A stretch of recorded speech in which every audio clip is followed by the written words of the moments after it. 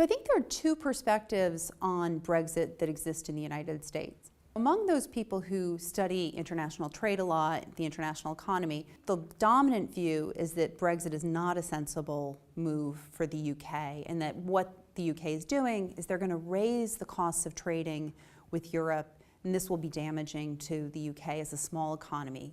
However, there's a different perspective that also exists, and I think among Americans, there are quite a few who are dissatisfied with the way globalization has proceeded.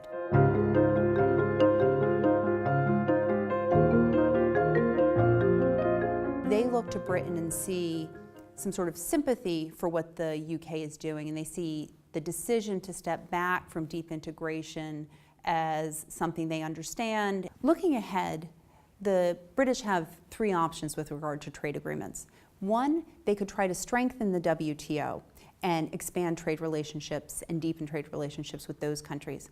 The disadvantage there is that the WTO has become a very difficult forum in which to negotiate further trade liberalization of goods and services. The second option would be to pursue preferential trade agreements, joining something like the NAFTA or the Trans-Pacific Partnership.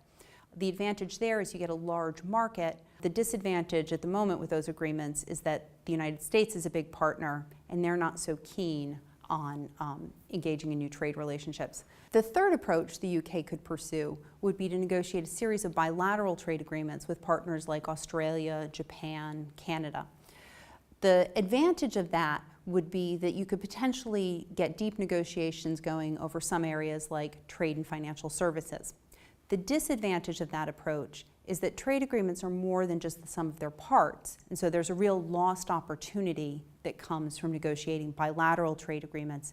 You don't get the really big gains that are available in larger agreements.